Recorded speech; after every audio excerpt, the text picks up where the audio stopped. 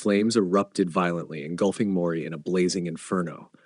Ryder's voice cracked with urgency as he fired frantically at the desert creature, its monstrous silhouette looming amid the chaos. Without a second thought, he charged toward the fire, driven by sheer determination to save Mori. The flames soared skyward. Ryder despaired at the flickering flames. The child would be burned black, leaving no trace. But right at that moment, the cloak fluttered. It made the flames disappear one by one, just like a magical cloak. Just like that, the flames vanished into thin air, leaving behind only an eerie silence. Everyone stood frozen in disbelief.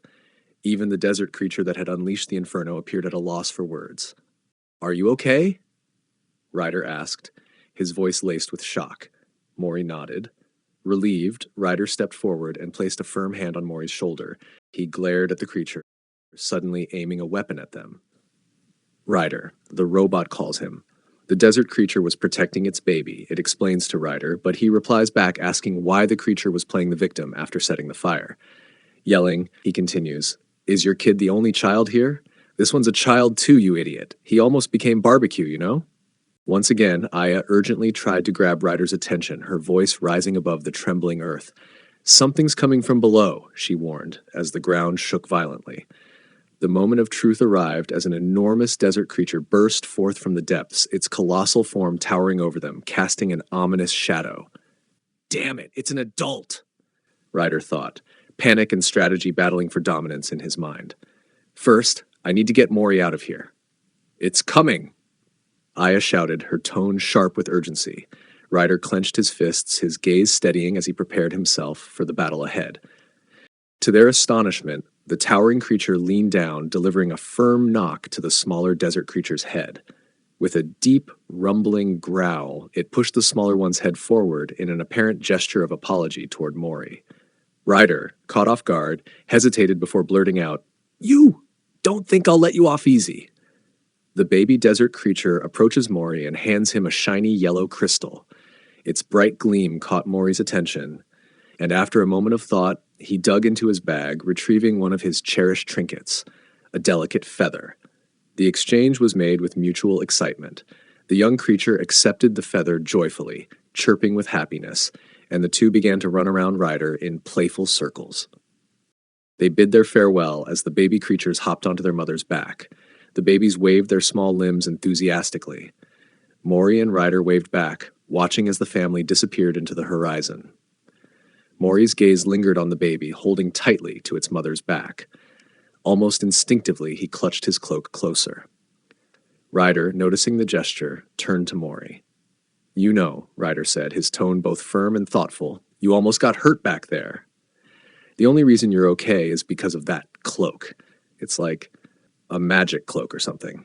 It made the fire vanish, didn't it? Looks like it has some serious protection, and I bet it regulates temperature too. You've never felt too cold or too hot wearing it, right?" Mori's eyes widened with realization, sparkling as they shifted to the cloak. Ryder grinned. "Be grateful to whoever gave it to you," he added with a hint of seriousness. Mori nodded, running his fingers over the fabric, his mind swirling with gratitude and wonder.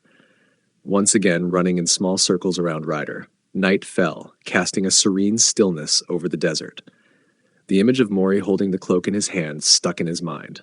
Turning to Aya, he broke the silence. "Aya, give me all the data we've got on humans." Aya's voice chimed in, calm but clipped. "This is all the data we have," his gaze shifting toward the vast starry sky. "Then that kid must have a mother too," he mused aloud. "Unlike us, who divide, humans reproduce. Long ago, when the masters of Earth briefly left for space and returned, many life forms had been born in the meantime. Among them was an animal with high greed and strong violence. Humans. They wanted to believe everything was theirs, from a single blade of grass beneath their feet to other humans. Their numbers were gradually decreasing and disappearing. Seeing how things had come to this, it seemed the powerful ones didn't care much about their offspring. Ryder shifted his gaze to Mori, who was sleeping peacefully beside him, the cloak draped snugly over his small frame to keep him warm against the chill of the desert night. With a quiet sigh, Ryder rolled over toward him, gently taking one of Mori's tiny hands into his own. The size difference was stark. Mori's small fingers barely wrapped around Ryder's thumb, but the boy instinctively grasped it in his sleep. There, under the faint glow of the stars, was a faint smile playing on Mori's lips, a look of quiet contentment that seemed to ease the weight Ryder always carried. Ryder's eyes widened as this interaction was all new to him. For a moment, the vast desert around them felt a little less lonely. Ryder couldn't resist the moment and playfully poked Mori's cheek. The boy stirred, rolling over with a soft murmur, his reaction bringing a quiet chuckle from Ryder. Amused, Ryder watched for a second longer before a smile spread across his face. The rare moment of lightheartedness warmed the night, softening the desert's usual harshness. In a distant location, an alien with piercing blue eyes stood in a dimly lit chamber, his gaze sharp and unyielding as he spoke into a communication device. "I have detected the presence of the cloak," he said, his voice cold and resolute. "Its energy signature is unmistakable. Rest assured, I will find it, without fail." Mori slowly stirred awake, his senses gradually returning as he blinked at the soft glow of the world around him. He realized he was lying on a patch of grass, surrounded by endless greenery in what seemed to be the middle of nowhere. Startled, Mori quickly sat up, his eyes scanning the unfamiliar landscape. The serene silence of the place was unsettling, and then, faintly, he heard a voice. It was distant and indistinct, carried by the wind. He turned toward the sound, squinting into the emptiness, but no one was there. The voice came again, this time a muffled echo as the breeze swept past him. He stared at the horizon, unsure of what or who might be calling to him. Mori stirred awake from his dream, the cool wind brushing against his face as he opened his eyes. "Are you awake?" Ryder asked, glancing back while steering his bike. Mori peeked out cautiously from behind Ryder. They stopped and got off the bike. A small crowd appeared out of nowhere, rushing toward them. "You're so cute," they exclaimed in unison, their voices brimming with excitement. The strangers began fawning over Mori, gushing about how small and adorable he was. Startled by the sudden attention, Ryder swiftly grabbed Mori and pulled him away. "Hey, do you even realize how costly this kid is?" Ryder yelled, shielding Mori with one arm. "If you want to see him, you better pay up! Now scram!" They arrived at a sprawling city nestled within towering canyons. Mori's eyes widened as he took in the sight of homes carved into the canyon walls, connected by intricate pathways and bridges that spanned from one canyon to another. "Wow!" someone shouted from the crowd, their voice echoing through the canyon. Ryder, sensing the attention, quickly pulled Mori closer, shielding him from curious gazes. "You're way too noticeable," he muttered, glancing around warily. Aya's voice chimed in playfully. "You're really popular, Mori." Ryder pushed open the creaky door of a bustling tavern. The moment he stepped inside with Mori by his side, heads turned and a wave of curiosity swept through the room. "Is that your kid?" someone asked eagerly. "Can we touch him?" Another chimed in, inching closer. Before Ryder could respond, a figure approached through the crowd, a smirk on their face. "What's going on, Ryder?" "Valentine," Ryder replied with a nod. He continues, "What's your game here? Decided to raise a human, have you?" Ryder scoffed, waving off the notion. "It's not food. Don't get any ideas." Valentine burst into laughter. "Who even eats humans these days? That's barbaric," they teased, their grin widening. Ryder presented the letter to Valentine, pointing to the strange emblem embossed on it.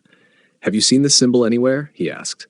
Valentine leaned in, his expression shifting to surprise as he whispered, "That symbol is for payment. I saw it once during a trade negotiation." He paused, lowering his voice further.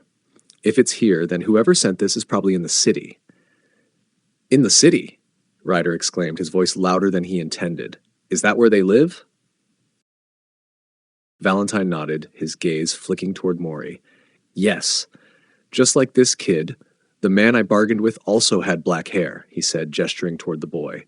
"Why would they come here? There's no reason for that," Ryder replied, brushing off the thought with a frustrated sigh. Changing the subject, he turned back to Valentine. "Anyway, I need accommodation for me and Mori." Valentine smirked. 50. "What? Don't raise the price on me. 35 is plenty, right?" Ryder shot back, his voice rising in indignation. "Are you kidding? Do you even know how expensive everything's gotten lately?" Valentine countered.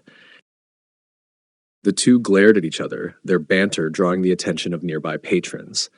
As people listened to the argument, they began to chuckle, clearly accustomed to this being a daily occurrence whenever Ryder and Valentine crossed paths. Mori glanced between Ryder and Valentine. Finding the commotion less interesting, he turned his attention to Aya, tugging playfully at her arm. "Do you think you can trick me again?" Ryder said, his tone sharp. "I was way too lenient with you last time." Valentine shot back. 42, last price. I can't go lower than that." Ryder groaned in defeat, rummaging through his pockets.